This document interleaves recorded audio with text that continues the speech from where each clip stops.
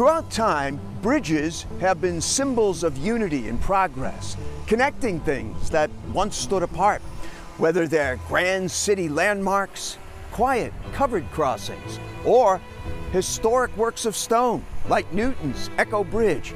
And some bridges aren't just functional, they're showcases of design. We need design excellence for bridges. I think of bridges, I think of them as great works of engineering, but even more as great works of culture. Okay, you want me to sign all of them? It's tough to single out one person's impact on Boston's cityscape, but when it comes to bridges, Miguel Rosales is top of mind for many. When you bring in somebody like a Miguel, that means that you're working on a project that is going to be iconic. Rosales is a renowned bridge designer and architect who helms his own firm, Rosales Plus. In 1985, he came to Boston from Guatemala to study architecture and urban design at MIT. Boston is my city. I've been here over 40 years. How these bridges have changed so many parts of the city that is, a very important part of my life. Rosales is behind 12 bridges in Boston alone, not to mention countless others in the U.S. and abroad. I'm being able to design bridges that are not only functional and cost-effective, people have embraced them, in many places where they have been built. The Francis Appleton Pedestrian Bridge on the Esplanade, the new Bill Russell Bridge in Charlestown, the Fore River Bridge spanning Quincy and Weymouth, not to mention bridges in Panama City, New York City, Washington, D.C., Iowa, and South Carolina. Then there is his first and most famous work, the Leonard P. Zakim Bunker Hill Memorial Bridge. People always ask me, are the cables working? And definitely they are. At Boston's Institute for Contemporary Art, a standing room only crowd listens to Rosales discuss his new book, Bridges as Structural Art. I have a great deal of respect and appreciation for his talent and his vision. It's inspiring to hear him talk about how bridges don't necessarily have to be solely functional. They can also be like a focal point for the city. Rosales sees bridges as sculptures for a landscape with long-term impact on a community. It's very important to always think about the context, about proportions, about lighting, aesthetics. All of those components are really what the public really care about.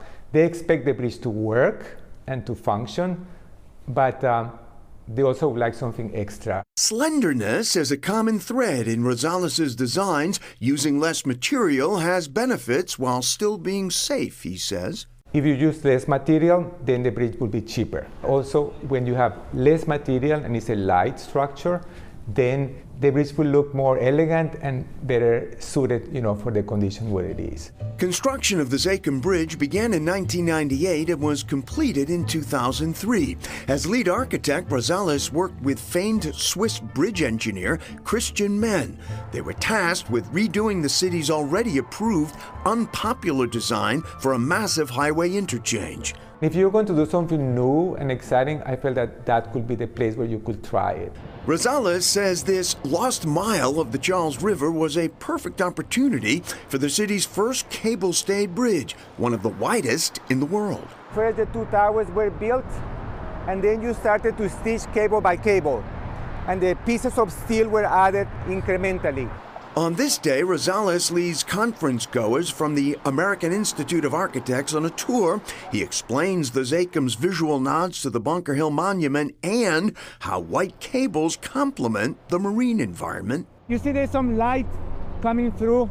That's because there could be some openings in the deck. So when you're in a boat, you can see up and look at the towers.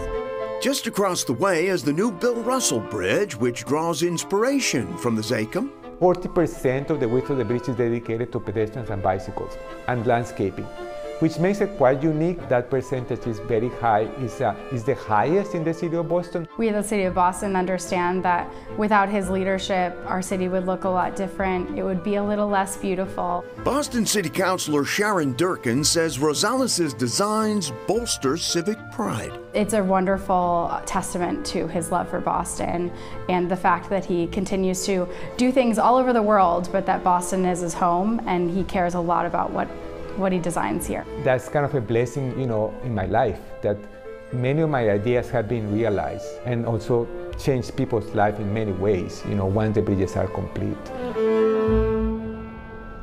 Oh, what an incredible talent. Really unbelievable. And just a week ago, July 9th, Boston City Council recognized Miguel Rosales Day. Councilor Durkin honored him in front of his family. These are the photos in front of his family, friends, and colleagues. A great, great honor for him. Just awesome. And you may recall, we first featured Rosales on Chronicle in 2021 when we were featuring his Beacon Hill Shade Garden. Well, it comes as no surprise to anyone that he has won multiple awards for home garden design. The man can design.